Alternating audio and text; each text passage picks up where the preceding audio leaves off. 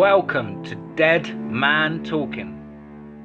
Tonight's show is part 3 of our series, Stay Out of the Green Mountains. Let's get straight into that, guys. Hope you enjoy it. Stay Out of the Green Mountains, part 3. James? James! What the hell? Holy everyone, he's alive! How the... James! Where have you been? A ecstatic, astonished Marge, Mills yelled. I answered back, What? I got separated from Matt, but it was only for a few hours. Is he here? I was so confused, dehydrated and hungry that I realised everyone was outside the trailers. Jaws dropped, staring at me in disbelief. What's going on? Did I miss something? Mills put his hand on my shoulder. I can see his eyes getting watery. James, I thought you were a goner. Feeling uneasy, especially with Dr. Snyder in the background with his arms crossed, I asked Mills, please tell me, what the hell is going on? Mills quickly rubbing his eyes and clearing his throat. You've been gone missing for 5 days. Where did you go? I couldn't believe what I just heard. What? How? What? That's not possible. At the most, I was gone for a few hours. No way I was away for 5 days. While I was standing there in disbelief, trying to piece everything together, a familiar voice called out that made me cringe. James, my team and I would like to have a word with you. It was Dr. Snyder. Okay, Doc. I'm going to call my wife and kids first. I'll meet up with you and the guys in a little bit. As I started walking away with Mills, I heard the doctor say, Oh, that won't be necessary. Excuse me, I quickly shouted. Dr. Snyder, with a stern look, responded, They're not available right now, but we will let you call them tomorrow. Now shaking, I was furiously walking towards the doctor with a balled up fist when I suddenly felt a rifle pinned against my chest. It was Mike. Easy, fella. I promise you they're okay. Just answer a few questions from the doctor so we can move forward. Move forward? How about you move out my way so Doc can answer my few questions, I quipped. Mike grinned. I understand what you're feeling. Just trust me when I tell you that they're fine. You'll get the answers you want once we get the answers we want. Realising there wasn't much else to do, I settled down and followed Dr. Snyder inside a mobile biolab type trailer that wasn't in our base camp before. Inside, they ran a bunch of tests like I was a bloody alien. They took samples of my blood, my saliva, hair, skin, nails and urine. They even kept the clothes I was wearing that day. While being looked at, to my left, I noticed a glassed-in section in the trailer. Inside were 2 gurneys, a man laid on one and a dog laid on another. I put my head down in sadness for a moment before being whisked away to another trailer. I went from being treated like an alien to being treated like a criminal, asking me the questions about where I went, what I did, what the environment was like, what I ate, literally hundreds of questions, and all I wanted was to hear my wife and kids' voices. I wanted to tell them that I was okay. I know Doc and his team didn't like and understand my answers, but all I could tell them was that it didn't feel like I was missing for days. It honestly felt like I was separated for at most 3 hours. A lot of strange occurrences happened while I was out there, as I explained to the doctor. There was no night. The sun was out the whole time. All electrical equipment stopped working. Even my compass was stuck facing north. I didn't hear voices. I didn't hear noises. Nothing. Nothing from the search party or helicopters. Nothing from the birds. Just complete silence. Except for the leaves crunching from each step I took. Each time I yelled out, it seemed like the sound got sucked away because there was no echo. The colour of the environment was off. Everything seemed grey. By that I mean the natural colours of trees, leaves, the sky, all seemed off, all seemed grey with a hint of its natural colour. I told them everything that happened to me, except for one thing. I kept one important piece of information out, the reason why I became separated from Matt and Champ. Let me finally explain to you the details from where I left off in part 2, before I staggered back into base. As soon as we got the dogs calm, we headed out. My team's dog and handler was Champ and Matt Roth, a 28-year-old who just moved to the area with his wife from Montana. He loved his dog Champ, He couldn't stop talking about how smart he was and how he was the best of the best. I have to admit, he was a good dog, who seemed incredibly smart. I tried to tell him that something bizarre was going on, but Mike, who was part of my team as well, kept shutting down the convo. However, it wouldn't take long for Matt to realise something strange was happening in these mountains. His dog Champ picked up a scent just off the beaten path, where teams had searched before.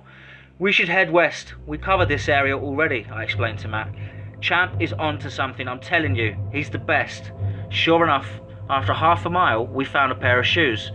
Then a couple of feet away, there were jeans and a shirt, which all belonged to Cullen, placed very neatly and folded. Cullen didn't pack a suitcase. The only clothes he was wearing were on his back. I reminded Mike. Matt asked me, why would he take his clothes off? After a few moments of trying to piece things together, the only answer I could respond was, maybe body temperature changes from hypothermia, or even hallucinations from drugs. I'm not sure, Matt. Mike signalled to one of his team members to collect the items. Then we continued to follow Champ. After another mile, we found the body of Cullen. Or we were sure of it, because of all the class ring nearby. His body was burnt, but not in a way like a fire, no. This was way more disturbing. This almost seemed like his body was bombarded with hot air and steam, because his body looked like it had literally melted. Mike, again, signalled one of his team members to tag it and bag it. We radioed into base on what we had found. Dr. Snyder seemed overly excited about the find and requested that the team come back so he could research on our find immediately. I could tell Mike was a little queasy after watching his team try to put what was left of Cullen's body in the bag, so I told him to head back with his group and that I would continue with Matt. After a couple of hours in the woods, none of the teams had found any evidence of Sarge and his team. Matt and I were about to take a quick break when Champ started barking. "Calm down, Champ. What do you got, boy? What do you got?" Mike said as Champ started pulling forward, sniffing the ground. Champ, standing over a spot, looked at Matt, then looked at the spot again, this time starting to dig. Matt clearly started to get excited. "What did you find, boy?" I radioed then into base. "I think we're onto something here, guys." While digging, Champ knocked loose an M4 carbine shell casing. Unless someone was illegally hunting, I was certain it was Sarge's and his men. I radioed in. "Mills, we found the shell casing dug in the dirt. I think it's from our team." Then I heard Matt said, "I found another one, and another one, and another." In total, after digging for 20 minutes in a little area, we found 122 casings. And strangely enough, they were all buried. Matt looked at me. Must have been one hell of a firefight out here. I don't remember hearing guns firing when Sarge and his men were yelling, but so much was going on that maybe I didn't notice it. I radioed into base, reported our find and location on the map so a forensics team could be sent out with the necessary kit. After I radioed the find in, something caught the corner of my eye. Not just me, but also Champ's. Champ staring intently through the trees as the calm day started to become windy. Where's this wind coming from? It feels good though.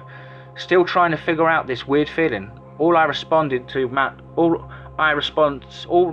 to Matt was, "No, it doesn't. This doesn't seem right." Matt, noticing Champ's behaviour, started to get the idea we weren't alone. Then I saw her. Matt didn't, but I sure did. Walking between the trees.